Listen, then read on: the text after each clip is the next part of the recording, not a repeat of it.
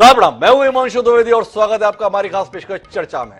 यूं आज दिन चर्चा का नहीं है, पर घटनाक्रम इतना महत्वपूर्ण है कि बगैर चर्चा के रहा भी नहीं जाता। इसलिए आज शनिवार को भी हम चर्चा कार्यक्रम लेकर आपके बीच मौजूद हैं। चर्चा के केंद्र में कर्नाटक है, जहां के नाटक का सुखांत हो गया। कर्नाटक अभिशप्त था लंबे समय से, और इसलिए अभिशप्त था कि वहां जनादेश स्पष्ट तौर पर जनभावनाओं को प्रतिबिंबित नहीं करता था। जब भी नतीजा आता था, कुछ सीटें कम ज्यादा का खेल हो जाता था। नतीजा यह है कि जिसको चाहते थे वो बना नहीं पाता था, जिसको नहीं चाहते थे वो सत्ता में बैठ जाता था।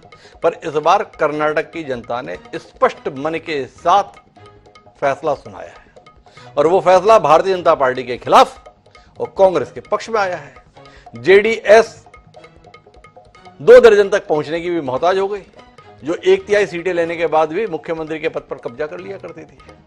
तो आज जो कर्नाटक का फैसला आया वो अपने आप में चौंकाने वाला है। चौंकाने वाला इसलिए है कि 2024 के लिहाज से तो इसे महत्वपूर्ण माना ही जा रहा था।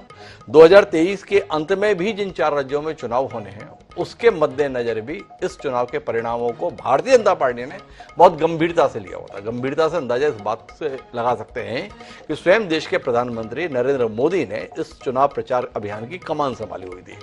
उन्होंने 6 रोड शो किए, 19 जनसभाओं को संबोधित किया, लगातार अपना सब कुछ झोंका। तकरीबन 164 विधानसभा क्षेत्रों में किसी न किसी रूप में नरेंद्र मोदी ने अपनी उपस्थिति दर्ज कराई थी। उन 164 विधानसभा क्षेत्रों में जहां राज्य में कुल 224 सीटें हैं, इसके बावजूद भी हालत यह रही कि भारतीय जनता पार्टी बमुश्किल 65 सीटें जीतने जा रही है। इसके मुकाबले कांग्रेस, जो 113 सीटों के लिए तरस रही थी स्पष्ट बहुमत के लिए, वो तकरीबन 136 सीटें जीतने जा रही है। साफ है कि न केवल स्पष्ट बहुमत मिल रहा है, बल्कि बहुमत भी ऐसा मिल रहा है जिसके चलते उम्मीद की जा सकती है कि 5 साल तक यह सरकार बनी रह जाएगी। हालांकि अभी चुनौतियां खत्म नहीं हुई हैं। जनादेश कांग्रेस के पक्ष में आया है, पर कांग्रेस में नेतृत्व कौन करेगा, ये अपने आप में एक अबूझ पहेली है, जिसे बूझ पाना कांग्रेस नेतृत्व के लिए इतना आसान नहीं है। भाजपा में अनुकूलता रहती है, पार्टी जीती, फैसला दिल्ली से हो जाता है, बाकी सबके द्वारा मान लिया जाता है। लेकिन कांग्रेस में रहा इतनी आसान नहीं है। सिद्धारमैया से लेकर डीके शिव कुमार तक सबके अरमान है, लेकिन इन सबके बीच में मल्लिकार्जुन खड़गे स्वयं के संदर्भ में तो कुछ विचार नहीं कर लेंगे, इसकी भी आशंका है। इन सबके बीच में जानना यह है कि अब भाजपा करेगी क्या, इसके संदेश क्या हैं। भारतीय जनता पार्टी ने अपने हाथों से कई फैसले लिए थे। येदियुरप्पा को कुर्सी से उतार दिया था, जगदीश शेट्टर को टिकट देने से इंकार कर दिया था, लक्ष्मण सवदी को घर में बिठा दिया था, कई और नेताओं से कह दिया था कि तुम ऐलान कर दो कि हम चुनाव नहीं लड़ रहे हैं, लेकिन उन्होंने इंकार करते हुए पार्टी छोड़ दी। तो क्या अपने ही स्थापित नेताओं को खारिज करने का जो सिलसिला शुरू किया था भाजपा ने, इन परिणामों के बाद इसमें बदलाव आएगा? क्या पार्टी ये समझ पाएगी कि संदेश है कि अपनी ही प्रतिमाओं का भंजन मत कीजिए? तो क्या मध्य प्रदेश में, क्या छत्तीसगढ़ में और क्या राजस्थान में पार्टी अपने पुराने वरिष्ठ नेताओं को सम्मान और स्थान देने के लिए तैयार होगी, जिसके ना मिलने की पीड़ा वह लोग समय समय पर व्यक्त करते रहते हैं, चाहे वह दीपक जोशी के रूप में हो या नंद कुमार साय के रूप में, वसुंधरा राजे का दर्द हो या कोई और? तो आज हम इस पर ही बात करेंगे कि कर्नाटक चुनाव के नतीजों के मायने क्या है। इस चर्चा का हिस्सा बनने के लिए 4 खास मेहमान भी हमारे साथ जुड़ चुके हैं, तो उनसे आपका परिचय कराएं और राजनीतिक परिणाम पर एक विमर्श करने की ईमानदार कोशिश करें। उससे पहले समय है आज के विचार सूत्र का। हमारा आज का विचार सूत्र कहता है कि वो जीत बहुत अधिक सार्थक हो जाती है जब वह सिर्फ एक व्यक्ति से नहीं, बल्कि कई व्यक्तियों की संयुक्त उपलब्धियों से आती है। हॉवर्ड शुल्ट्ज, अमेरिकी लेखक, उन्होंने ये बात कही थी। कांग्रेस ने इस जीत का श्रेय अकेले राहुल गांधी को नहीं दिया है। कांग्रेस के तमाम नेता इसका श्रेय सामूहिक नेतृत्व को दे रहे हैं। खड़गे जी को भी दे रहे हैं, राहुल जी को भी दे रहे हैं, प्रियंका जी को भी दे रहे हैं, सोनिया जी को भी दे रहे हैं, डीके शिव कुमार को भी दे रहे हैं, सिद्धारमैया को भी दे रहे हैं। और इन सबके बीच में रणदीप सुरजेवाला जो प्रभारी थे, उनकी भी रणनीति को एक महत्वपूर्ण कारक माना जा रहा है इस जीत के संदर्भ में। तो इसको अपने ध्यान में रखते हैं, उसके बाद अपनी चर्चा को आगे बढ़ाते हैं। हमारे साथ इस चर्चा का हिस्सा बनने के लिए 4 खास मेहमान हैं। हमारे साथ जयप्रकाश जी हैं, पूर्व केंद्रीय मंत्री हैं, कांग्रेस पार्टी का वरिष्ठ चेहरा है। हमारे साथ में वीरेंद्र पांडे जी हैं, पूर्व भाजपाई हैं, राजनीतिक विश्लेषक के तौर पर हमारे साथ हैं। हमारे साथ डॉक्टर चिंतामणि मालवीय जी हैं, भारतीय जनता पार्टी का प्रखर चेहरा, ओजस्वी चेहरा, प्रदेश उपाध्यक्ष हैं मध्य प्रदेश इकाई के, उस मध्य प्रदेश के जहां चुनाव होना है, पूर्व सांसद है, वह भी हमारे साथ है। और इन सबके बीच में संतुलित और सारगर्भित टिप्पणी देने के लिए वरिष्ठ पत्रकार राजकुमार सिंह जी भी हमारे साथ हैं। आप सभी का स्वागत है। चर्चा की शुरुआत हम जयप्रकाश जी से करेंगे, लेकिन उससे पहले 3 बयान सुनेंगे जो इस जीत के परिणाम के साथ में आए। एक बार सुनिए। चुनाव में एक तरफ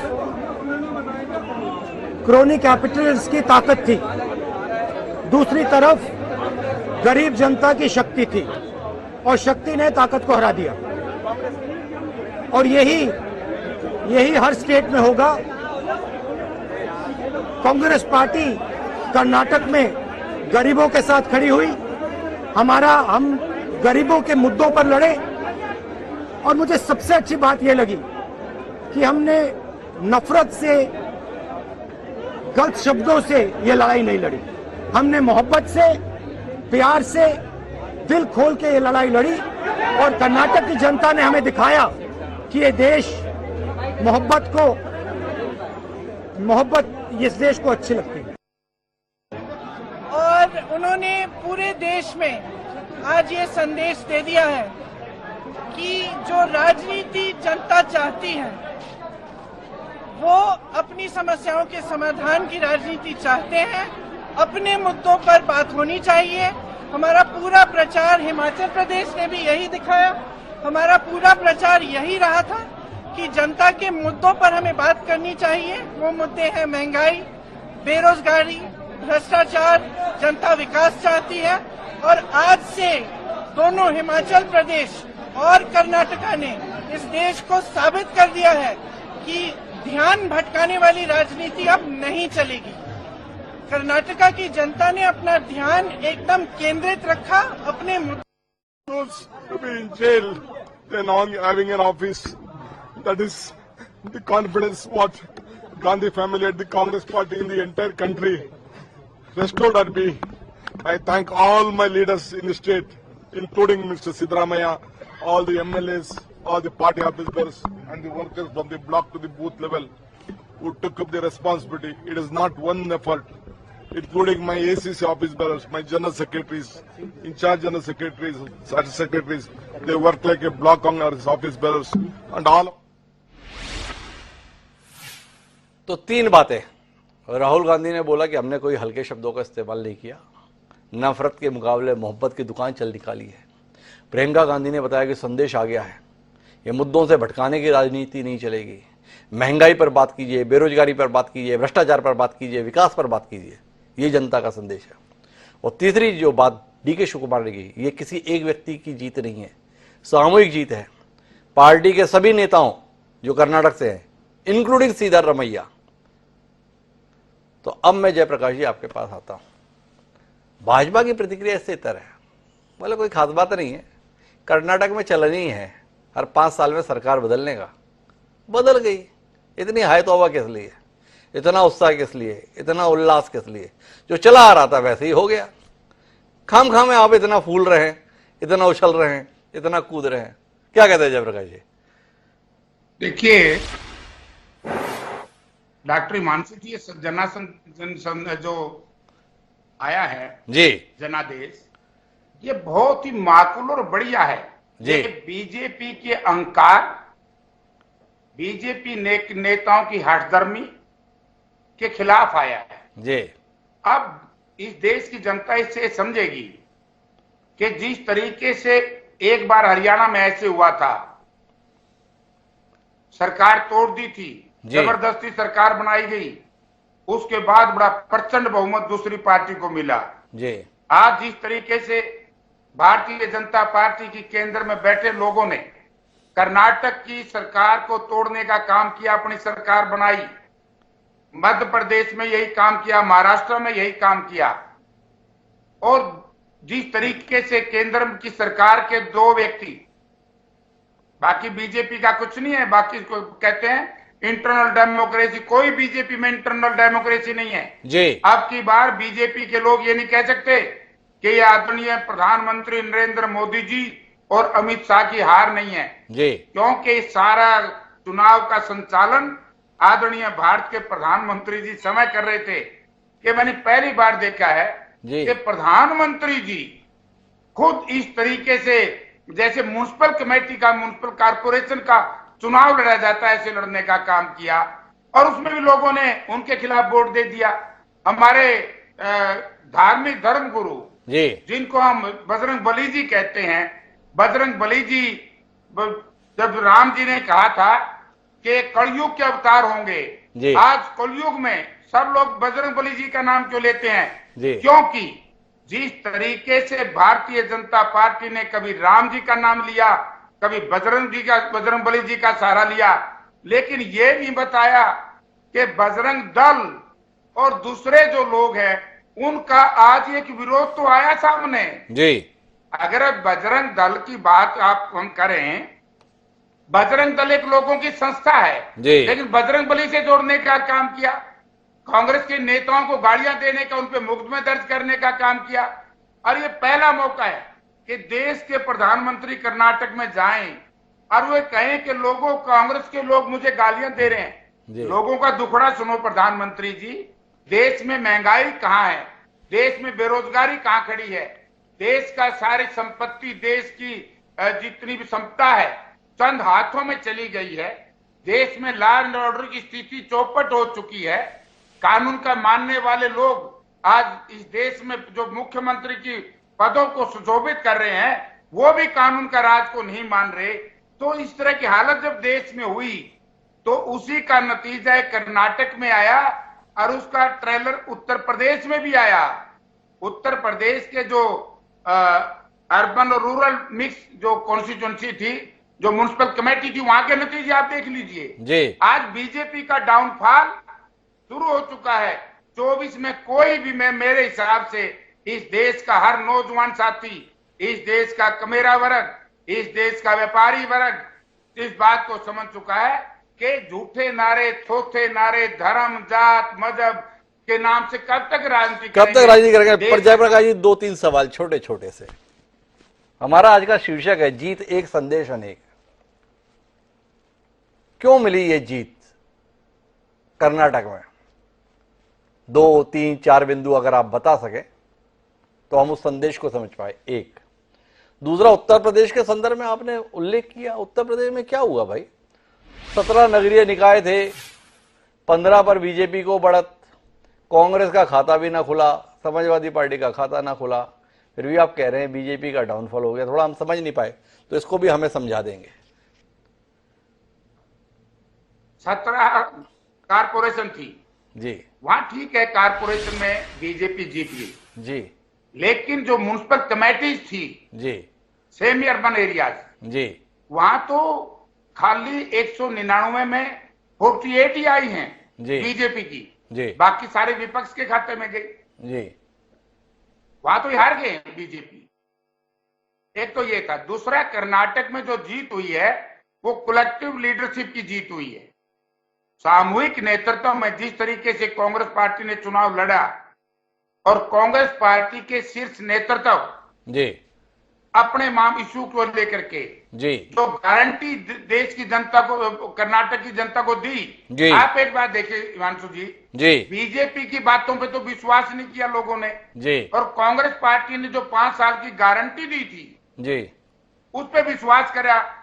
तो इसका मानना ये है, जब कर्नाटक की जनता का खुद बीजेपी के लोग कहते थे बुलाए तो gateway of India politics जी, तो इसका मतलब कर्नाटक के भाजपा के नेताओं को, दूसरे नेताओं को समझ लेना चाहिए कि 24 का दिल्ली का दरवाजा कर्नाटक से खुल गया। जयप्रकाश जी, एक सवाल है, बीजेपी को यह समझना चाहिए, बीजेपी को यह समझना चाहिए और बीजेपी को यह भी समझना चाहिए, बहुत अच्छी बात है, पर आप लोग कुछ समझ पा रहे हैं? ये सवाल है। 2024 की बात कर रहे हैं आप, दिल्ली की बात कर रहे हैं, थोड़ी बात चंडीगढ़ की भी हो जाए।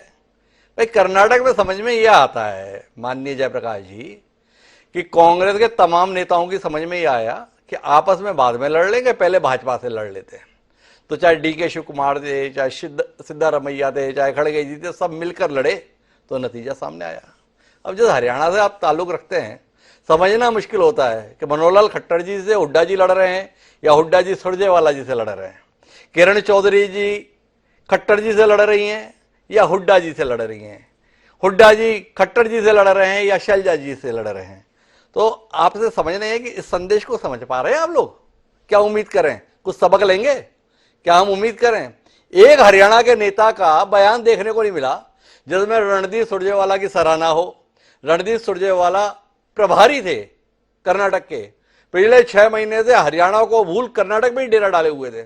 हम सुबह से देखने के लिए तरस गए भाई हरियाणा के लोगों ने अपने लाल के संदर्भ में कुछ प्रशंसा की हो, कहीं दिखा नहीं। तो संदेश कुछ समझ आया कि नहीं आया? जी मैं बताता हूं। देखिए, हरियाणा प्रदेश में हर नेता का अपना अपना स्थान है जी। चाहे रणदीप सिंह सुरजेवाला हो, चाहे बहन कुमारी सैलजा हो, चाहे दूसरे नेता हो, उनकी चाहे चौधरी भूपेंद्र सिंह हुड्डा हो, चाहे उदय भान जी हो जी, हर की जिम्मेवारी लगी हुई है। रणदीप सिंह सुरजेवाला प्रभारी थे जी कर्नाटका के, जी। तो उनकी वहां ड्यूटी थी, ठीक काम किया। और समय मानना कि कलेक्टिव रिस्पॉन्सिबिलिटी से ही जीत हो सकती है। और हरियाणा प्रदेश में कोई किसी नेता की कांग्रेस में लड़ाई नहीं है, सबकी लड़ाई है भ्रष्टाचारियों के खिलाफ, वैभाचारियों के खिलाफ, गठबंधन सरकार की लूट और खसोट के खिलाफ, बेरोजगारी के खिलाफ। हमारी आपस में किसी नेता की कोई लड़ाई नहीं। और जयप्रकाश जी, ये तो आपके समर्थक जो बाहर बैठे ना आपके कमरे के, उनको भी आपकी बात में एतबार हो रहा होगा कि नहीं हो रहा होगा, ये भी एक शोध का विषय हो जाएगा जो आपने दावा इस कार्यक्रम में कर दिया। विचार कर लीजिएगा। तब तक हम चिंतामणि जी के पास चलते हैं। वो चिंतामणि जी से जानना चाहते हैं कितनी चिंता में आए चिंतामणि जी, क्या हो गया ये आपके साथ? हम तो बड़े परेशान हो गए देख के, ये क्या हो गया आपके साथ? आप तो बजरंगबली का नाम लेकर आह्वान कर दिए थे। आह्वान यह था कि जब 10 तारीख को मतदान स्थल पर जाना, ईवीएम के सामने खड़े होना, बजरंगबली का नाम लेना और बटन दबाना और इनको सबक सिखाना। ये सबक तो आपको मिल गया, क्या हो गया आपके साथ भाई? जी चिंतामणि जी। देखिए, मुझे लगता है कि ये स्थानीय मुद्दों की प्राधान्यता के परिणाम है। लेकिन मैं इतना जरूर इसमें ये जो पीठ थपथपा रहे हैं राहुल गांधी जी, सुरजेवाला जी की खुद की जमानत जब्त हो गई, अपना चुनाव खुद हार गए, 5वें नंबर पर रहे, वहां जाकर के रणनीतिकार हो गए। क्यों? कोई सिंगारा पी लिया उन्होंने, क्या कर लिया वहां जाके? कौन परिवर्तन हो गया? कुछ जादू मंत्र हो गया कि वहां जाकर रणनीतिकार हो गए, अपना खुद का चुनाव हार गए, जमानत जब्त हो गई। और वैसे ही एसडीपीआई से समझौता करने वाले और पीएफआई से समझौता करने वाले राहुल गांधी जी मोहब्बत की दुकान लगा रहे हैं। कमाल है राहुल गांधी। चिंतामणि आप इतना बोल कैसे लेते हैं? मतलब पीएफआई पे प्रतिबंध का ऐलान कर रहा है कांग्रेस का घोषणा पत्र, और आप हमें यहाँ पे बता दे रहे हो बड़े आराम से, बोलो मैं पीएफआई के साथ दोस्ती रखने वाले, दोस्ती करने वाले। मतलब बजरंग बली के संदर्भ में तो तुरंत पकड़ लिया बजरंग दल पे प्रतिबंध की बात, और पीएफआई पे प्रतिबंध लगाने की बात साथ में लिखी गई है, उसे दोस्ती बता दी है। कैसे कर लेते हो आप भाई? भाई तो रूप से कांग्रेस हमेशा मुस्लिम अतिवादियों के साथ रही है, और इसलिए अभी भी उन्होंने, भाई बजरंग दल का तो कोई विषय नहीं था, लेकिन चूंकि पीएफआई पे लगा है इसलिए बजरंग दल पे लगाना है। ये अंधेर नगरी चौपट राजा वाला न्याय है कि भाई जिसके गले में फंदा है उनको तो संतुलन करना है, किसी को कुछ करना है, इसलिए बजरंग दल में विषय नहीं था बजरंग दल। तो बजरंग बली को तो ये लेकर क्या है? और उसके बाद ये कहना कि बजरंग बली ने काम नहीं आए, बजरंग बली ने ये कर दिया, ये भी हिंदुत्व का अपमान है जो कांग्रेस बार बार कर रही है। ये फिर उसको दोहरा रही है कि जीत के मद में इतनी मतान्ध हो गई है कांग्रेस कि उसको फिर से हिंदू मान्यता और उनको अपमानित करने का काम कर रही है। चिंतामणि एक सवाल है मासूम सा मेरा, आप अन्यथा मत लीजिएगा। भाई सम्माननीय प्रधानमंत्री जी ने खुद कर्नाटक के मतदाताओं से यह आह्वान किया था कि भाई 10 मई को मतदान स्थल पर जाना, वोटिंग मशीन के सामने जब पहुंच जाओ तो उस समय पर बजरंग बली का नाम लेना और बटन दबाना। क्या आप मानते हो कि लोगों ने प्रधानमंत्री की बात नहीं सुनी होगी? लोगों ने प्रधानमंत्री की बात सुनी, बजरंग बली का नाम दिया और बटन दबा दिया, बटन आपके खिलाफ दबा दिया। और कांग्रेस अगर ये बात बता रही है तो ये हिंदुत्व का अपमान हो गया, सनातन धर्म का अपमान हो गया, या सनातन धर्म की जय जयकार है, देश के प्रधानमंत्री की जय जयकार है? लोगों ने ऐसा ही किया।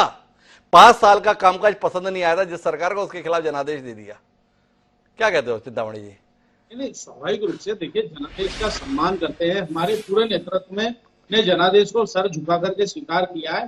तो गाय के हम आत्मविश्लेषण करेंगे, हम हार के कारणों की समीक्षा करेंगे, हम उसका विवेचन करेंगे, अवलोकन करेंगे, और जो भी उसका एग्जामिन हो सकता है वो करेंगे। और हार से सबक लिया, उसमें तो कोई बात नहीं है। हम तो 2 सीट वाली पार्टी है, और हमारा तो अटल जी ने कह दिया क्या हार में क्या जीत में किंचित नहीं भयभीत में। और ये तो संघर्ष पथ है। देखिए हम विचारधारा के लिए राजनीति करने वाले लोग हैं और हमारी विचारधारा पुष्ट हो रही है। आज राहुल गांधी जी जो टोपी लगा करके दिखते थे, जगह जगह टोपी लगा करके दिखते थे, आज हनुमान जी का सोटा लिए खड़े हैं। तो ये हमारे उन आदर्शों की जीत है। आज तो कांग्रेस तो कहीं मजार भी हो तो रास्ता मोड़ देती है, मजार नहीं तोड़ती। वो कह रही है हम मंदिर बनाएंगे हनुमान जी के। तो ये जो कांग्रेस हमेशा पुष्टि करने में अंधी होती थी, तो कांग्रेस को सही रास्ते पर लाने का काम किया। एक सवाल और लेता हूं चिंतामणि जी, अगर हम विवेचन करेंगे, समीक्षा करेंगे, जनादेश को हमने सर झुकाकर स्वीकार कर लिया तो क्या करते आप?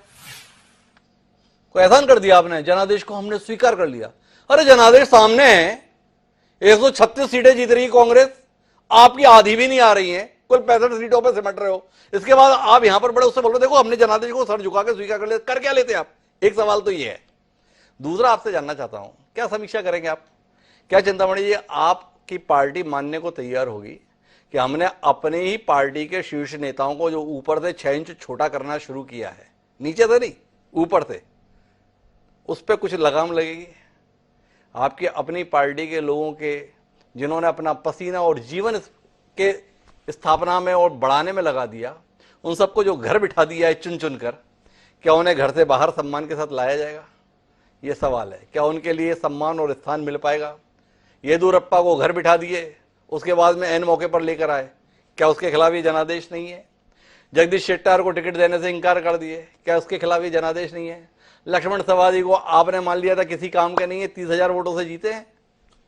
तो चिंतामणि जी आपसे जानने में है, क्या संदेश समझ पाए जनता का कि भाई बाहर से लाए हुए लोगों के लिए कालीन बिछारो, अच्छी बात है, पर जो आपके अपने हैं उनका रुमाल भी छीन लो, ये अच्छी बात नहीं है। क्या कहते हैं चिंतामणि जी? नहीं, निश्चित रूप से इन सभी चीजों की समीक्षा होनी चाहिए, लेकिन फिर भी हमारी पार्टी एक सातत्य वाली पार्टी है, निरंतरता वाली पार्टी है। नया खून भी आना चाहिए, जो वरिष्ठ है उनको सम्मान भी मिलना चाहिए। इसमें संतुलन की आवश्यकता है। और पार्टी ने यदि कोई विचार किया है कि भाई पार्टी ने जीवन भर इतना सम्मान दिया है और आपको एक सामान्य आदमी से इतना बड़ा आदमी बनाया कि आप चाहे तो हलचल हो सकती है राजनीति में, तो पार्टी को धन्यवाद करना चाहिए और पार्टी के साथ रहना चाहिए। उन्होंने व्यक्तिगत महत्वाकांक्षा को महत्व दिया, तो ये हमारी पार्टी की रीति नहीं है। ऐसे कई बार कई लोग चले जाए, उससे कोई फर्क नहीं पड़ता। हमारी पार्टी विचारधारा वाली पार्टी है, हमारी पार्टी कार्यकर्ताओं वाली पार्टी है। और जो चले गए बस ये आखिरी जीत है एक बार, इसके बाद उन्होंने अपने पूरे राजनीतिक जीवन पर बट्टा लगा लिया है और उन्हें मुबारक हो, जीत कर सत्ता मिल गई। जो चले गए उन्होंने बट्टा लगा लिया है, और जिनको आप लेकर आके मंचासीन कर रहे हैं उनका क्या है? मतलब अगर जगदीश शेट्टार चले गए तो कितना बड़ा गुनाह किया, और ज्योतिरादित्य सिंधिया अगर आ गए तो उन्होंने कितना क्रांतिकारी का काम किया। वाह चिंतामणि जी, अभी भी इस हार के बाद यही संदेश ग्रहण कर पा रहे हैं आप? विचार कीजिएगा। हमारे पास और विश्लेषक मौजूद हैं, माननीय वीरेंद्र पांडे उनका नाम है। वीरेंद्र पांडे जी की अपनी दृष्टि रहती है, तो वीरेंद्र जी आप ही बताएं, कर्नाटक के संदेश क्या क्या हैं जनादेश के, वो समझना चाह रहे हैं। आप कौन कौन सा संदेश ले पाए? हमने तो कई संदेशों की बात कर ली, पर आपकी दृष्टि कुछ अलग रहती है। भारतीय जनता पार्टी से आपका बड़ा प्रेम रहा है, संगठन मंत्री तक आप उस पार्टी के रहे हैं, थोड़ा समझाइए ना हमें इस संदेश को। कुछ चीजें तो बहुत साफ दिखाई पड़ती हैं जो सबको दिख रही हैं जी। एक तो सरकार के खिलाफ जो एंटी इनकम्बेंसी जिसको बोलते हैं, सरकार विरोधी रुझान जी, खराब प्रशासन और भ्रष्टाचार के कारण जी, ये तो सारा कुछ दिखाई पड़ता है। लेकिन जो संदेश दूसरा है जी, जो आमतौर पर लोग उसको देख नहीं रहे हैं, मुझे लगता है कि दिल्ली का इनका नेतृत्व, उन्होंने दो गलतियां की हैं। एक तो स्वाभिमान को आहत किया है वहां के जी, और दूसरी बात उस सारे कर्नाटक के अंदरूनी चीजों को समझा नहीं है जी। स्वाभिमान आहत की बात जब मैं करता हूं तो उसमें एक नंदनी दूध का मामला भी आपके सामने आता है जी। वहां पर लोगों को लगता है नंदनी दूध को हटा करके वहां पर अमूल को बिठाना। जी। जैसा इन्होंने चुनाव के समय, गुजरात के चुनाव के समय, दो बड़ी फैक्ट्रियां जिनका सारा कुछ महाराष्ट्र में तय हो गया था, एक तो एयरबस का टाटा और एयरबस का जो समझौता था जिसमें वहां के सारे पुर्जे बनने थे, उसको उठा करके गुजरात ले जाना जी। और दूसरा ताइवान की कंपनी और अनिल अग्रवाल के बीच में फॉक्सकॉन का जो चिप्स बनाने वाला मामला था, इसको वहां उठाकर ले जाना। और उसके साथ जब इसको जोड़कर देखा तो उनको लगा कि ये जो पहचान कर्नाटक की, उस पहचान को समाप्त करने की कोशिश हो रही है जी। दूसरी बात, आपने देखा होगा कि उत्तर प्रदेश के चुनाव के समय से ही वहां पर हिजाब का विवाद शुरू हुआ जी। उस हिजाब के विवाद तो शुरू हुआ कर्नाटक में, टीपू सुल्तान वाला विवाद शुरू हुआ कर्नाटक में, दो समुदाय के बीच में ध्रुवीकरण करना जी। बार बार येदुरप्पा जी ने भी और मुंबई ने भी ये कहा कि हमारे यहाँ हिजाब कोई मामला नहीं है, टीपू सुल्तान वाला कोई मामला नहीं, हम तो इन बातों पर हम चुनाव नहीं लड़ेंगे। लेकिन उसके बावजूद चाहे वो प्रधानमंत्री हों चाहे गृह मंत्री हों, उन्होंने सारे चुनाव को उसी दिशा में ले जाने की कोशिश की। तो ये दो बातें मुझे लगती हैं कि जो दिखाई पड़ने वाले जो सारे कुछ हैं, उसके बाद स्वाभिमान को, आपको याद होगा जी, यही काम इंदिरा गांधी किया करती थी जी। आपने जो एक बात कही ना कि राज्यों में जो हमारे राज्यों के जो बड़े नेता थे, उन नेताओं का कद छोटा करना और एक आदमी का कद बड़ा करना, यही काम इंदिरा गांधी भी करती थी। आपको याद होगा कि आंध्र प्रदेश में एक मुख्यमंत्री को हटा करके एक ऐसे आदमी को मुख्यमंत्री बना दिया गया जिसको शायद प्रदेश में भी कोई नहीं जानता था। तब एनटी रामाराव ने वहां पर 9 महीने के अंदर तेलुगु बिड्डा, तेलुगु स्वाभिमान की बात को लेकर के 9 महीने के अंदर कांग्रेस की सरकार को हटा दिया था उन्होंने जी। तो मुझे लगता है तो स्वाभिमान को भी वहां ठेस पहुंची है। और दूसरी एक बात और हुई है कि जो जनता जिन कारणों से जनता का जीवन कठिन होता चला जा रहा था, उन मुद्दों को बिल्कुल भी संबोधित नहीं करना, इसके अलावा ऐसे भावनात्मक मुद्दे लाना। और प्रधानमंत्री को लगता था कि मैं जब ये बातें कहूंगा तो सारा कर्नाटक क्या सारा हिंदुस्तान मेरी बात को मानेगा। और उनके सारे मामलों में पाखंड दिखाई पड़ता था। जब वो केरल वाली वो फिल्म जी, क्या नाम, क्या नाम था, केरल स्टोरी जी, केरल स्टोरी को वो आतंकवाद के साथ जोड़ रहे थे जी। और उसी दौरान आप देखिए 2 घटनाएं हुई कश्मीर में जी, एक में 5 मारे गए, एक में 2 मारे गए, पुंछ और राजौरी में वो घटनाएं हुई, उस पर एक शब्द नहीं। और आप ये बात करते हैं कि हम इसमें देखिए हम इसके खिलाफ लड़ रहे हैं। और दूसरी घटना मणिपुर की जी, मणिपुर जलना शुरू हो गया केवल इनकी गलतियों के कारण, लेकिन उस पर एक शब्द नहीं आता। तो उनको लगता था कि किसी भी प्रकार का संबोधन नहीं करना, हम कर्नाटक को हिंदुस्तान का सबसे 1 नंबर का राज्य बना देंगे। लेकिन पिछले 5 सालों में क्या कर रहे हैं आप? फिर आप भ्रष्टाचार की बात करते हैं, हम 40% भ्रष्टाचार की बात हुई तो आपने राजीव गांधी का कब का बयान, 1985 का बयान कि 15% वहां पहुंचता है। अरे 9 लाख मतदाता नए आ गए, उसके पहले वाले चुनाव में 9-10 लाख मतदाता नए आ गए, जो राजीव गांधी को शायद जानते भी नहीं होंगे, उसने कब क्या कहा उसको नहीं जानते होंगे। उससे आप अपने भ्रष्टाचार को काटने की कोशिश कर रहे हैं। लोगों को दिखाई पड़ता था कि आप ईश्वरप्पा से बात कर रहे हैं, जिसको भ्रष्टाचार के कारण आपने ही हटाया और उससे आप आग्रह कर रहे हैं देखना आप पार्टी मत छोड़ना। उसके अलावा आपका एक जिसके घर में 8 करोड़ रुपया पाया गया विधायक और उसके बेटे के यहाँ, उसके बारे में आप चर्चा नहीं करते। तो लोगों को लगता है ये पाखंड है, इनकी बात को सुनना नहीं। पाखंड ने भी कहीं ना कहीं नुकसान पहुंचाया, कई सारे आयाम दे दिए। पर मेरे को जाना है राजकुमार सिंह जी के पास, लेकिन उससे पहले चिंतामणि जी से एक टिप्पणी तो ले ही लेना। ध्रुवीकरण काम नहीं आया, जो जनता के वास्तविक मुद्दे थे उसके स्थान पर आपने उसे समुदायों के संघर्ष में तब्दील करने की कोशिश की। पर कर्नाटक की जनता को यह बात भाई नहीं, ऐसा आकलन वीरेंद्र पांडे जी का है। आपकी पार्टी के संगठन मंत्री रहे, संघ के स्वयंसेवक आज भी हैं चिंतामणि जी। उसके बाद उनका यह बयान है, उस बयान का आपके मन में कोई सम्मान है? नहीं, उनको विवेचन का अधिकार है और ये भी एक पक्ष रहेगा पार्टी के चिंतन में। इसमें कोई वो नहीं कि भाई लेकिन ध्रुवीकरण पार्टी ने किया नहीं, ध्रुवीकरण किया कांग्रेस ने। ये हमेशा इस तरह के काम, इस तरह का भाई तुम सारी सुविधाएं केवल 6% से 8% कर दोगे आरक्षण, क्या ये ध्रुवीकरण नहीं है? जी। मुसलमानों को आरक्षण दोगे संविधान की व्यवस्थाओं के खिलाफ, क्या ये वो ध्रुवीकरण की कोशिश नहीं है? तो ध्रुवीकरण का आरोप केवल भारतीय जनता पार्टी पर लगाना ये अन्याय है। ध्रुवीकरण शुरू करती है कांग्रेस, तुष्टीकरण करती है कांग्रेस, मुसलमानों को सुविधाएं देने का काम कांग्रेस करती है और एसडीपी ऐसे समझौता। चिंतामणि जी, आप कर्नाटक की जनता से कितना नाराज हैं? देखो कांग्रेस कितना गलत काम करती है, ध्रुवीकरण ये करती है, मुसलमानों के संदर्भ में मौका परस्ती ये दिखाती है, भ्रष्टाचार ये करती है, सारे तो गलत काम करती है कांग्रेस। और फिर भी बताओ कर्नाटक की जनता इसको चुनती है, तो आपको शिकायत है कि नहीं कर्नाटक की जनता से? सीधे सीधे बताइए। शिकायत नहीं, हम तो मांग करते हैं उन्होंने जो दिया है जनादेश, लेकिन इसके अनेक कारण हो सकते हैं, कई सहयोगी कारण भी हो सकते हैं, उनकी समीक्षा और विवेचन होगा। ये केवल एकमात्र कारण नहीं हो सकता है कि ध्रुवीकरण को इनकार कर दिया। ध्रुवीकरण कांग्रेस ने किया। एक बार बताइए, एग्जिट पोल आ गया था 3 दिन पहले, परिणाम भी आ गया था दोपहर 12 बजे तक, अभी तक आप यही कह रहे हो कि समीक्षा करेंगे। इतनी अलाली कहां भाजपा के अंदर है? भाजपा तो अभी परिणाम आता है, अगले चुनाव की तैयारी में जुट जाती है।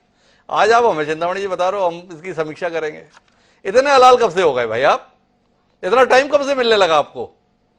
ये स्वाभाविक रूप से कि अब हमारे सामने लोकसभा चुनाव है और लोकसभा की 28 में से 25 सीटें भारतीय जनता पार्टी के पास है। वहां हमारी कोशिश होगी कि हम इन सारी चीजों को ठीक करके 28 के 28 सीटें जीते। हमने राजस्थान, मध्य प्रदेश और कई राज्यों, तो 65 सीटें जीत पाने में सफल रही भारतीय जनता पार्टी। 28 की 28 लोकसभा सीटें जीतेगी, इसकी रणनीति पर काम करेगी। आज का एक संदेश ये भी ग्रहण किया है चिंतामणि मालवीय जी ने, ये हमें बताया है।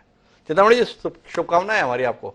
पर चर्चा को राजकुमार सिंह जी के पास लेकर चलते हैं और राजकुमार जी आपसे जानना चाहते हैं, क्या ये जनादेश देश के दोनों महत्वपूर्ण राजनीतिक दलों के लिए एक सबक नहीं है?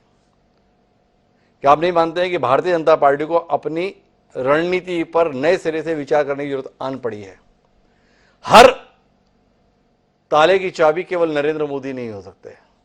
आप वहां पर गदर बचाएं राज्य के स्तर पर और नरेंद्र मोदी चुनाव प्रचार में आए और आपको जिताकर ले जाएं, इस अपेक्षा के साथ गुजरात तो जीता जा सकता है पर हर राज्य नहीं जीता जा सकता। क्या यह संदेश इस चुनाव का है? कांग्रेस के तमाम स्थानीय नेता अलग अलग राज्यों में जो मौजूद हैं वो इस सबक को ग्रहण कर पाएंगे क्या कि जब तक आपस में लड़ेंगे तब तक हम अन्य को जिताएंगे, अगर हम एक साथ रहेंगे तो हम ही जीत जाएंगे? राजकुमार जी। हिमांशु जी, पहले तो अभी ध्रुवीकरण की बात हो रही थी, प्रियंक पांडे जी ने बात की, चिंतामणि जी ने उसको दूसरा रूप देने की कोशिश की। मेरा मानना ध्रुवीकरण तो हुआ, लेकिन वो नहीं हुआ जो राजनीतिक दल चाहते थे। देखिए, ध्रुवीकरण तो हुआ, लेकिन मतदाताओं ने अपने विवेक का इस्तेमाल करते हुए जो उनके हित के मुद्दे थे, कर्नाटक के स्थानीय मुद्दे थे, उन पर ध्रुवीकृत होकर के जनादेश दिया। उसी का परिणाम है कि स्पष्ट जनादेश और किसी तरह की राजनीतिक जोड़ तोड़ की कोई गुंजाइश किसी के लिए बची नहीं है जी। आप कह रहे थे कि दोनों दलों के लिए संदेश क्या है? भारतीय जनता पार्टी में केंद्रीय नेतृत्व पर अत्यधिक निर्भरता के चलते, अति आत्मविश्वास के चलते अपना सामाजिक समीकरण खुद बिगाड़ा, जिसके चलते चुनावी राजनीतिक समीकरण भी बिगड़ा जी। येदियुरप्पा को हटाने से बाद में बेशक लाए हो और एक मठ में सब में उनको घुमाया हो समर्थन के लिए लिंगायत में समुदाय में, लेकिन लिंगायत समुदाय का जो परंपरागत समर्थन था वो किसका? 70 सीटें हैं लिंगायत समुदाय के प्रभाव वाली, 61 टिकट दिए बीजेपी ने, लेकिन 44 सीटें वहां जीतती है कांग्रेस जी, जिनका समर्थन कांग्रेस को पहले नहीं मिलता था जी। जबकि शिव कुमार के रूप में वोकालिंगा नेता उनके पास थे, कुर्बा समुदाय के नेता के तौर पर सिद्धारमैया उनके साथ थे, और मुस्लिम आरक्षण के मुद्दे पर अल्पसंख्यक समुदाय का समर्थन भी उनके साथ एक मुश्त हुआ इस बार जी। तो कहीं ना कहीं भाजपा से गलती हुई रणनीतिक सामाजिक समीकरण उन्होंने अपने बिगाड़ा और पूरे चुनाव को ले जाने की कोशिश की राष्ट्रीय मुद्दों पर, प्रधानमंत्री के इर्द गिर्द। प्रधानमंत्री की अपनी अपील हो सकती है, हो सकता है लोकसभा चुनाव में वो काम भी आए, जैसा कि 2018 में हमने देखा था। लेकिन स्थानीय चुनाव, प्रदेश की सरकार का चुनाव, प्रदेश के सरकार के कामकाज पर वहां के जो लोकल इश्यूज है, फिर वो मुहावरा याद आता है प्रधानमंत्री जी वाला, वोकल फॉर लोकल जी। तो कर्नाटक के मतदाता हुए वोकल लोकल के लिए। जहां तक कांग्रेस की बात है, हिमाचल के बाद ये दूसरा चुनाव है जहां कांग्रेस ने 1 साल के अंदर या कहें तो कुछ महीने के अंदर भाजपा से सत्ता छीनी है जी। दोनों जगह एक समान कारक नजर आता है, वो है कांग्रेस एकजुट होकर लड़ी जी। ऐसा नहीं गुटबाजी खत्म हो गई, लेकिन उन्होंने गुटबाजी को काबू किया, एकजुट होकर पार्टी चुनाव में गई और नेतृत्व के मसले को बात के लिए छोड़ दिया जी। उनको सफलता मिली और स्थानीय नेतृत्व को आगे लाए, स्थानीय मुद्दों पर चुनाव लड़े। तो ये अगर सबक कांग्रेस लेती है बाकी राज्यों की। राजकुमार जी, आप अपने आकलन में माननीय राहुल गांधी जी के लिए निर्मम नहीं हो रहे हैं? भाई आज दोपहर बाद से बताया जा रहा है कि देखो राहुल गांधी की पद यात्रा इतने इलाकों से गुजरी थी, इतने इलाकों में से इतनी सीटें जीतने में कांग्रेस कामयाब रही, आपने वोकल फॉर लोकल को श्रेय दे दिया, तो फिर राहुल गांधी के पसीने का क्या रहा? क्या राहुल गांधी की पद यात्रा का भी कोई संदेश इस जनादेश के माध्यम से ग्रहण करें हम, या भूल जाएं? एक यात्रा थी, होके निकल गई। का इतना योगदान तो है जी कि कर्नाटक में उन्होंने लंबा समय गुजारा जी, और जो कर्नाटक न सिर्फ कर्नाटक में बल्कि पूरे देश में कांग्रेस संगठन जो जड़ता की स्थिति में था, जो कार्यकर्ता हताश और निराश था, उसमें एक नए उत्साह का संचार तो हुआ जी। इससे ज्यादा उस यात्रा का कोई योगदान इस चुनाव परिणाम में मुझे नजर नहीं आता जी। तो राजकुमार जी दाखलन के साथ में है कि राहुल गांधी ने अपने संगठन में एक उत्साह को संचारित किया, कार्यकर्ताओं में एक नया जोश भरा, पर यह परिणाम जो है वो स्थानीय मुद्दों पर और कांग्रेस की एकजुटता के संदर्भ में है। भारतीय जनता पार्टी की रणनीतिक विफलता और राष्ट्रीय मुद्दों के आधार पर चुनाव परिणाम अपने पक्ष में कराने की नाकाम कोशिश, ये इसका संदेश है। मैं वापस जयप्रकाश जी आपके पास लौटता हूं और अब आपसे जानना चाहता हूं, कांग्रेस जीत तो जाती है पर जीत को संभाल नहीं पाती है। 3 राज्य भी आप जीते थे भाई 2018 में, मध्य प्रदेश भी जीते थे, राजस्थान भी जीते थे, छत्तीसगढ़ भी जीते थे, पर वहां पर जो दूसरे नेता थे ना, जो मुख्यमंत्री ने बनवाया, वो खून बहुत पीते थे। सचिन पायलट ने क्या हालत कर रखी अशोक गहलोत की, ज्योतिरादित्य सिंधिया ने क्या किया कमलनाथ जी के साथ में, देखो ना, पूर्व मुख्यमंत्री बनाकर रख दिया। ये टीएस सिंहदेव हैं छत्तीसगढ़ में, भूपेश बघेल उनके हमारे बड़े हलाकान रहते हैं। तो कर्नाटक कुछ क्या कहें आपसे, आप ही बताओ ना, हमसे कुछ कहे। भारतीय जनता पार्टी प्रजातांत्रिक सिस्टम में जी एक अच्छी सौदागर तो सिद्ध हुई जी, कि कहते ना, दूल्हा किसी का बारात किसी की जी, लोगों को जनमत किसी को मिले, फिर उसको धन के बल पर जी इस तरीके से प्रभावित करके उसको बदलना, उसी का तो एक नतीजा आज ये जो हुआ है।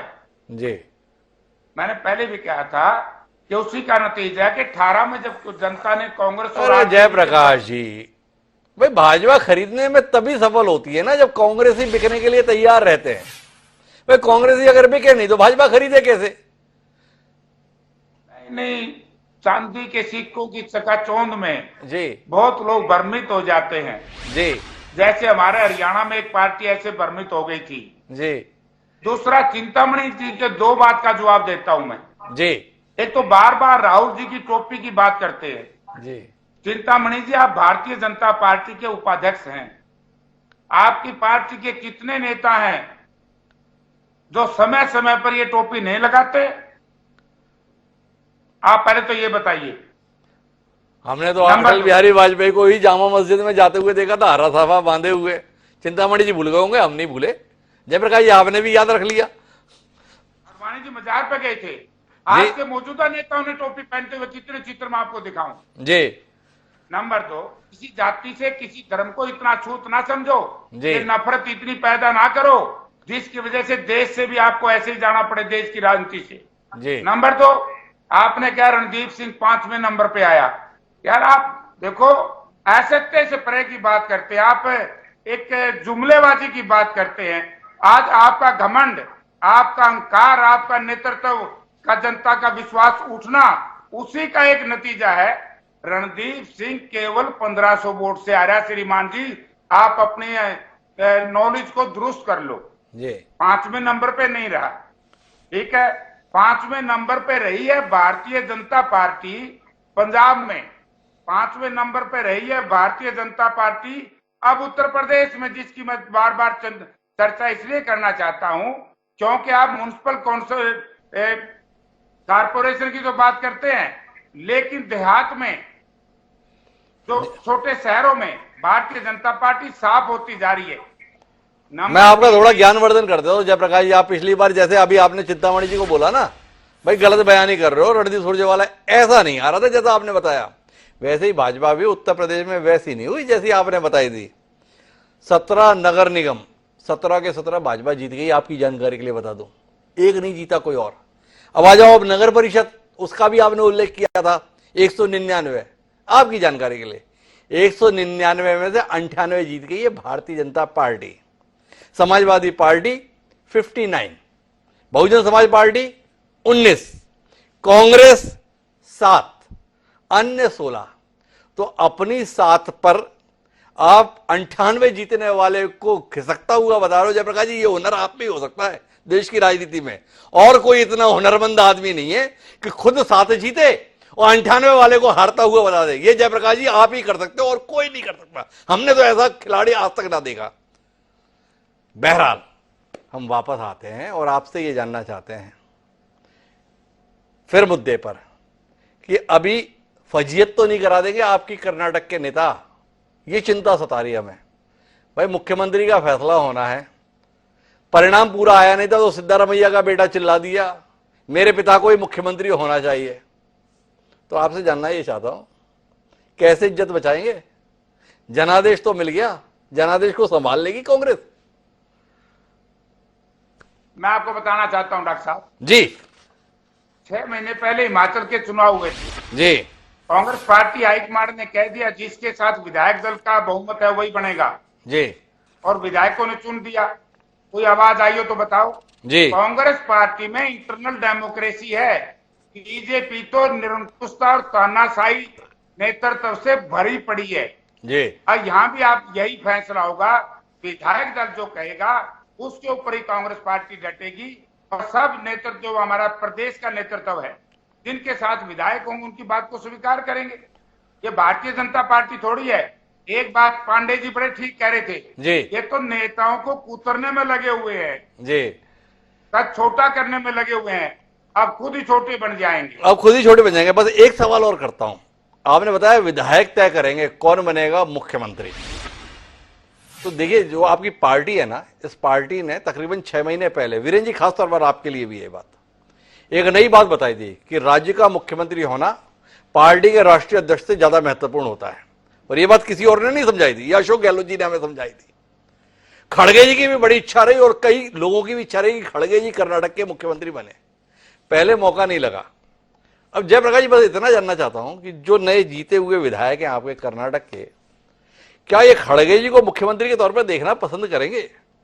कोई आपने कहा कि जैसे विधायक चाहेंगे वो बनेगा मुख्यमंत्री, तो क्या विधायक राष्ट्रीय अध्यक्ष को खारिज कर देंगे? क्या सिद्धारमैया या शिव कुमार ज्यादा पसंद आएंगे राष्ट्रीय अध्यक्ष के मुकाबले? ये बड़ा मन में कौतूहल है। जयप्रकाश जी थोड़ा बताओ ना आप। डॉक्टर साहब आप लोगों ने बात कहनी छोड़नी पड़ेगी। विधायक तो फैसला करेगा जिनकी मर्जी करेगा। आप हमारी पार्टी के बारे में कहते हो, जब ये बात कहता हूं कि जिस तरीके से भारतीय जनता पार्टी का केंद्रीय नेतृत्व ने हमारे हरियाणा के 2-3 साथी हैं उनको साइड में लगा दिया, बहुत बुरा हाल है। कांग्रेस में कम से कम इंटरनल डेमोक्रेसी तो है, अपनी बात कहने का हक तो है कि मैं बनना चाहता हूं। इनके यहां तो कोई बोल ही नहीं सकता। मुला सोनी जैसा राज है आज। तो जयप्रकाश जी तो भाजपाइयों की हालत को लेकर बड़े चिंतित है। भाई चिंतामणि जी आप देख रहे हो ना, जयप्रकाश जी के प्रति आपके मन में सम्मान बढ़ रहा है कि नहीं बढ़ रहा है? आप सबकी देखो कितनी चिंता कर रहे हैं जयप्रकाश जी, देखो भाजपाइयों की क्या हालत कर रखी है। तो इसमें कुछ आपकी तरफ से रोशनी आए। और क्या कांग्रेस ने ये परंपरा शुरू की है जिसके साथ विधायक वो मुख्यमंत्री, भाजपा कुछ सीखेगी? जो भाजपा लगातार बताती है लोकतंत्र में कांग्रेस की आस्था नहीं, कांग्रेस तो बता रही है हमारी तो लोकतंत्र में इतनी आस्था है। मुख्यमंत्री कौन होना चाहिए? जिसे विधायक चाहें। आपके यहां मुख्यमंत्री कौन बनता है? जिसे माननीय चाहें। सीखेंगे?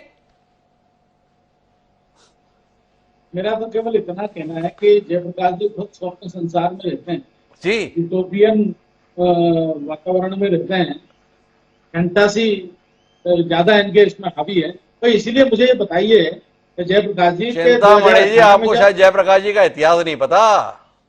जयप्रकाश उस नेता का नाम है जो निर्दलीय भी सांसदीय का चुनाव जीतने का हुनर जानता है। ये आदमी हवा में रहने वाला नहीं, सपने में रहने वाला नहीं, जमीन पर रहने वाला है। गलतफहमी दूर करिए। निर्दलीय जीतते हैं हिसार से। ऐसा करिश्मा करने वाले नेता का नाम है जयप्रकाश जी। अब बताइए। अपने संसार की बात की है कि वो कह रहे हैं विधायक चुनते हैं। मेरा उनसे एक सवाल है कि 2018 में सोनिया गांधी जी, राहुल गांधी जी और प्रियंका गांधी जी कमरे में क्या कर रहे थे जब मुख्यमंत्री तीनों राज्यों में बनाने की बात आई थी? जब राजस्थान में, छत्तीसगढ़ में और मध्य प्रदेश में मुख्यमंत्री बनाने की बात आई थी, तो ये तीनों कमरे में क्या कर रहे थे, और वहां से फिर कमरे में से मुख्यमंत्री निकला। तो ये विधायक दल से निकलता है कि सोनिया जी के कमरे से निकलता है, ये इसके बात का जवाब मैं केंद्रीय मंत्री जी से, पूर्व केंद्रीय मंत्री के सम्मान के साथ चाहता हूँ। वो बहुत फील्ड के नेता है, सम्मान करता हूँ उनका, लेकिन ऐसी विरोधाभासी बातें भी ना करें या फिर मुझे जवाब दें कि कमरे में से। अच्छा आप बताओ चिंतामणि जी, कमरे से क्या निकला था भाई? विधायक किसी और को चाह रहे थे और बना कोई और दिया था क्या? क्या ज्योतिरादित्य सिंधिया के साथ ज्यादा विधायक थे और बना कमलनाथ जी को दिया था? तो ज्योतिरादित्य सिंधिया के साथ तो कितने विधायक गए? सचिन पायलट के साथ विधायक थे, बना अशोक गहलोत को दिए। तो सचिन पायलट तो आपके साथ मिलकर सरकार ना गिरवा पाए, गलत हुआ क्या? भूपेश बघेल मुख्यमंत्री बनाए गए, टीएस सिंहदेव क्या कर लिए? विधायक उनके साथ थे क्या? तो फिर आपकी बात को कैसे माने और जयप्रकाश जी की बात क्यों ना माने कि भाई जैसे विधायक चाहते हैं, जैसे ज्यादा चाहते हैं वो बन जाता है। जी कमलनाथ बाहर जाते तो उनके साथ शायद ये 27 लोग भी नहीं जाते जी। ये कमलनाथ जी की स्थिति जी, इनके साथ तो 7 भी नहीं जाते, इनके साथ तो फिर भी 27 चले गए जी। और सत्ता में स्वाभाविक रूप से लोग जुड़े रहते और इतने लोग चले गए, मतलब उससे 10 गुना आती है।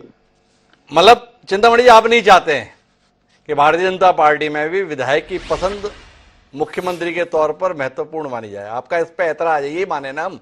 भाई जयप्रकाश जी ने चाहा क्या? उदाहरण के माध्यम से भाई जिसको विधायक चाहें वो मुख्यमंत्री बनना चाहिए।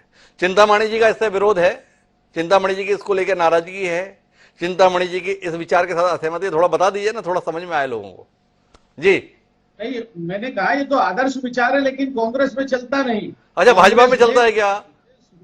सोनिया गांधी जी, राहुल गांधी जी, प्रियंका जी जो तय करती है वो सीएम होता है। अच्छा और भाजपा में क्या होता है? भाई चिंतामणि जी कोई तर्क नहीं है आपके साथ में, बस इतना बता दो भाजपा में क्या होता है? भाजपा में तो विधायक दल तय करता है, कभी ऐसा नहीं हुआ कि ऊपर से नाम आ जाए। देखो हम पहले जयप्रकाश जी से बोल रहे थे, जयप्रकाश जी बाहर जाना, देखें आपके समर्थक आपके इस बयान पर क्या बोलते हैं। अब चिंतामणि जी आप शहर में निकलना और पता करना लोग आपके इस बयान पर क्या बोलते हैं।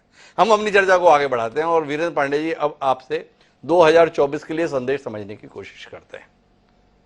नरेंद्र मोदी एक करिश्मे का नाम पिछले 1 दशक से बने हुए हैं देश की राजनीति में, 2 दशक से कौतूहल का विषय बने हुए हैं देश की राजनीति में।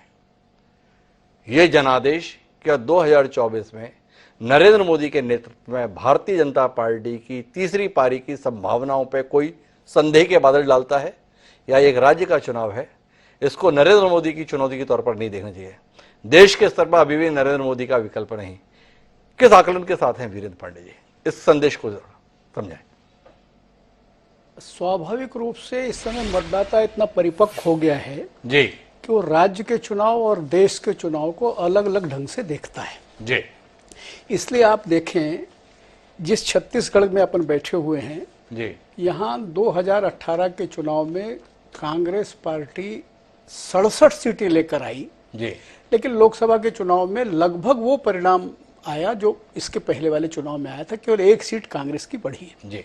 ये लगभग पूरे देश में हुआ जी। राजस्थान में कांग्रेस की सरकार बन गई लेकिन 25 की 25 सीटें भारतीय जनता पार्टी ने जीती। ये तो आम तौर पे हो रहा है जी। लेकिन अब मुझे लगता है कि पिछले 10 साल में लोगों को धीरे धीरे ये समझ में आने लगा है कि जिस नरेंद्र मोदी पर हम विश्वास कर रहे हैं जी, और जिन बातों को लेकर के हमारा भरोसा था वो भरोसा पूरी तरीके से स्थापित नहीं हो पा रहा है। तो ये चुनाव जो है, हालांकि ये प्रदेश का चुनाव था लेकिन सारा बोझ मोदी जी ने अपने ऊपर उठा लिया था, सारे चुनाव को अपने कंधे पर ले लिया था। और जो मैंने पहले आपको बताया कि इस सारे चुनाव में उन्होंने स्थानीय नेतृत्व को एक किनारे कर दिया जी। और उनको लगा कि सारा चुनाव मैं लेकर चला जाऊंगा, मैं जीत लूंगा। लेकिन जो गलती इंदिरा गांधी ने की थी, इंदिरा गांधी का कद इतना बड़ा हो गया था, उनको लगता था कि मैं जो कहूंगी वो देश की पूरी जनता स्वीकार कर लेगी। अभी आप जो बात कर रहे थे ना अभी चिंतामणि जी से और इनसे कि आपकी पार्टी में क्या होता है, ये होता है, मुझे लगता है अब एक छोटा सा चुटकुला है कि एक आदमी एक फैक्ट्री का मालिक था, कुछ समय बाद वो उसका सीईओ हो गया और उसका जो सीईओ था वो उसका मालिक हो गया। तो उससे पूछा गया, मालिक जो पहले था, कि भाई पहले तुम्हारी ये फैक्ट्री थी, अब तुम इसके सीईओ हो, तो क्या क्या क्या हो गया? बोले पहले मेरे पास धन था, इसके पास अनुभव था, अब इसके पास धन है, मेरे पास अनुभव है। तो मुझे लगता है कांग्रेस पार्टी ने भी इस बात की इस अनुभव को प्राप्त कर लिया है कि इंदिरा गांधी के समय आपने धीरे धीरे धीरे धीरे सब देश भर के छत्रपों को खत्म कर दिया, और उसका परिणाम हो गया कि पूरी पार्टी एक व्यक्ति इंदिरा गांधी पर निर्भर हो गई। वही हाल अब भारतीय जनता पार्टी में हो गया है कि पूरी पार्टी एक आदमी पर निर्भर हो गई। कि नड्डा जी उस चुनाव में ये कहते हैं कि अगर मोदी जी की कृपा चाहिए तो यहां पर भारतीय जनता पार्टी को जिताना चाहिए।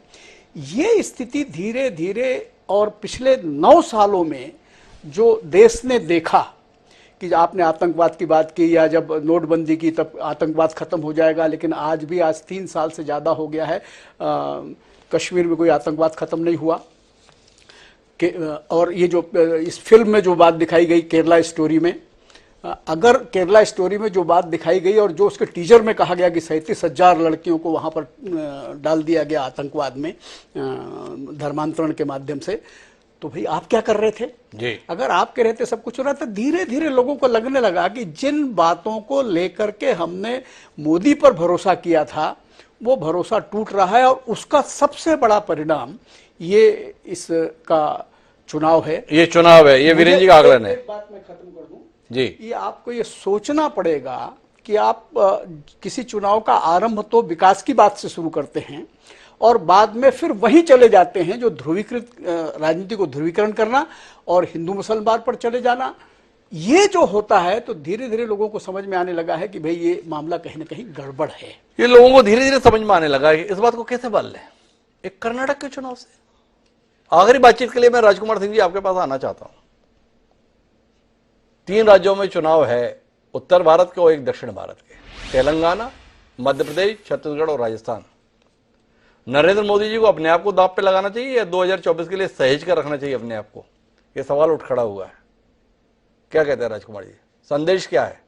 राज्य के चुनाव राज्य के स्तर पर निपटे जाए या हर जगह नरेंद्र मोदी को ही दांव पर लगाया जाए, या नरेंद्र मोदी खुद अपने आप को दांव पर लगाए? देखिए, नरेंद्र मोदी की जो राजनीतिक शैली है उससे तो ये लगता है कि हर चुनाव का जिम्मा वो अपने कंधे पर ले लेते हैं, वही स्टार प्रचारक होते हैं जी। और मुझे लगता है ये ओवर एक्सपोजर कहीं न कहीं उनका नुकसान कर रहा है, उनकी अपील का नुकसान कर रहा है जी। चाहे हिमाचल का चुनाव हो चाहे कर्नाटक का चुनाव हो, दोनों का संदेश साफ है कि अगर स्थानीय नेतृत्व को आगे करके स्थानीय मुद्दों पर आप चुनाव लड़ेंगे तो शायद जनता को और मतदाताओं को ज्यादा अपनी तरफ आकर्षित कर पाएंगे, उनका विश्वास अर्जित कर पाएंगे। लेकिन समस्या ये है कि जो 4 राज्य बता रहे हैं, राजस्थान, मध्य प्रदेश, छत्तीसगढ़, तेलंगाना, उसमें इसी साल चुनाव है, उसके बमुश्किल 6 महीने के अंदर लोकसभा का चुनाव है। तो इन 4 राज्यों में अगर भाजपा का प्रदर्शन बहुत खराब रहता है, तेलंगाना में तो ज्यादा उम्मीद नहीं है, कांग्रेस और भाजपा दोनों हाशिया की पार्टी है, वहां तो केसीआर का राज है। बाकी बचे 3 राज्य, उनमें सीधा मुकाबला है कांग्रेस और बीजेपी में जी। तो नरेंद्र मोदी ये जरूर चाहेंगे कि जो कुछ हो सकता है अपने दम पर, या जो दाएं बाएं पड़े हुए स्थानीय नेतृत्व है जो नाराज है या किसी वजह से साइड लाइन है, उनको भी केंद्र में ला करके पूरी ताकत झोंक करके इन राज्यों को चला बढ़ाया जाए। लेकिन लोकसभा चुनाव के संदर्भ में जो आप कह रहे थे, मेरा मानना है कि अभी भी आज की स्थिति में नरेंद्र मोदी के लिए कोई चुनौती नहीं है। उसका कारण बहुत स्पष्ट है जी। राज्यों में ऐसे नेता विपक्ष के पास मौजूद हैं जो भाजपा के नेताओं से अनुभव में, अपील में, छवि में टक्कर भी देते हैं, कहीं कहीं बेहतर भी है। लेकिन राष्ट्रीय स्तर पर कोई नेता आज की तारीख में ऐसा नहीं है जो नरेंद्र मोदी के सामने प्रधानमंत्री पद का दावेदार। आपके आकलन ने जो है ना जयप्रकाश जी को बहुत निराश कर दिया भाई। राहुल गांधी के संदर्भ में 4000 किलोमीटर की यात्रा को आपने सिरे से खारिज कर दिया। पर आपका आकलन है भाई, उसका सम्मान है। लेकिन महत्वपूर्ण जो बात है संदेश के संदर्भ में वो साफ तौर पर है कि अकेले नरेंद्र मोदी को इतना ज्यादा बोझा मत डालिए और ना ही नरेंद्र मोदी अपने कंधों पर ही सारा बोझा लें। ये कर्नाटक का संदेश है। क्या भारतीय जनता पार्टी का नेतृत्व इस संदेश को समझेगा? कांग्रेस को संदेश है, एकजुट रहोगे तो मुकाबला कर ही नहीं लोगे, शायद जीत भी लोगे। क्या कांग्रेस के स्थानीय नेता इस बात को समझेंगे या एक दूसरे के गले काटने के लिए अभी भी प्रयत्नशील रहेंगे? जयप्रकाश जी अपने राज्य से शायद इसकी शुरुआत करें। और तीसरी और आखिरी बात यह है कि इस देश में जब हारता है विपक्ष तो ईवीएम पे सवाल उठा देता है। कर्नाटक में भाजपा बुरी तरीके से हारी है, कांग्रेस बहुत बेहतर तरीके से जीती है। क्या उम्मीद करें अब ईवीएम विषय नहीं रहेगा, यह भी एक संदेश है। तो कुल मिला के संदेश बहुत तेरे हैं, सिलसिला जारी रहेगा। अभी तो महत्वपूर्ण केवल इतना है जानना कि जो जनादेश मिला है, इस जनादेश को नेतृत्व देने का फैसला कांग्रेस नेतृत्व कैसे लेता है। इंतजार करते हैं, फिर से जुड़ते हैं। आप सभी मेहमानों का बहुत बहुत धन्यवाद इस चर्चा का हिस्सा। आज हमारा आज का शेर कहता है कि ले मेरे तजर्बों से सबक ए मेरे रकीब, ले मेरे तजर्बों से सबक ए मेरे रकीब, 2-4 साल उम्र में तुझसे बड़ा हूं मैं। कतील शिपाही ने क्या कमाल की बात कही थी। जो नतीजे आए हैं इनसे जो समझदार हैं वो सबक लें, और जिनको अहंकार है वो इन जनादेश को खारिज करें। मर्जी आपकी। बहरहाल मुझे दीजिए, सोमवार को फिर मिलेंगे, तब तक के लिए